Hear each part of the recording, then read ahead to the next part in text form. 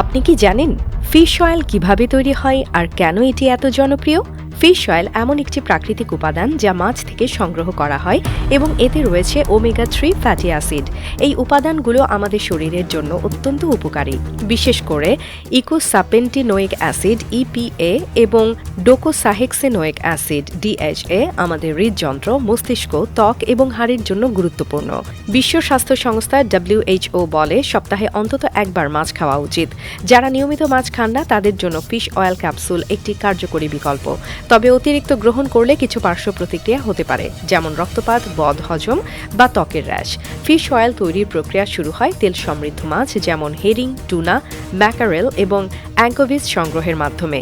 মৎস্যজীবীরা এই মাছগুলো ধরে ঠান্ডা তাপমাত্রায় সংরক্ষণ করেন যাতে সেগুলো তাজা থাকে। পরে মাছগুলো কারখানায় নিয়ে গিয়ে প্রথমে পরিষ্কার করা হয়, এরপর উচ্চ তাপমাত্রায় সেদ্ধ করা হয়। সেদ্ধ করার সময় মাছের ভেতর থেকে তেল এবং জল আলাদা হতে শুরু করে। এরপর স্ক্রু প্রেসিং মেশিনের মাধ্যমে মাছ থেকে তেল এবং জল সম্পূর্ণভাবে পৃথক করা হয়। তেল ছাড়া অবশিষ্ট অংশ শুকানোর জন্য পাঠানো হয়, যা পরে প্রাণীখাদ্য বা অন্য কাজে ব্যবহৃত হয়। মাছ থেকে আলাদা করা তেল এরপর ছাঁকা হয় যাতে ময়লা বা কঠিন কণা বাদ পড়ে। এরপর তেলকে বিশেষ ট্যাঙ্কে নিয়ে আরও প্রক্রিয়াজাত করা হয়, যেখানে তেল থেকে প্রোটিন ও জল আলাদা করা হয়।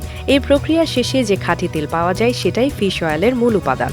এই তেলকে একটি নির্দিষ্ট মান বজায় রাখতে পরীক্ষা করা হয় এবং তারপর এটি ক্যাপসুল তৈরির জন্য পাঠানো হয়। ক্যাপসুল তৈরির জন্য খাঁটি তেলকে জেল ক্যাপসুলে ভরা হয়।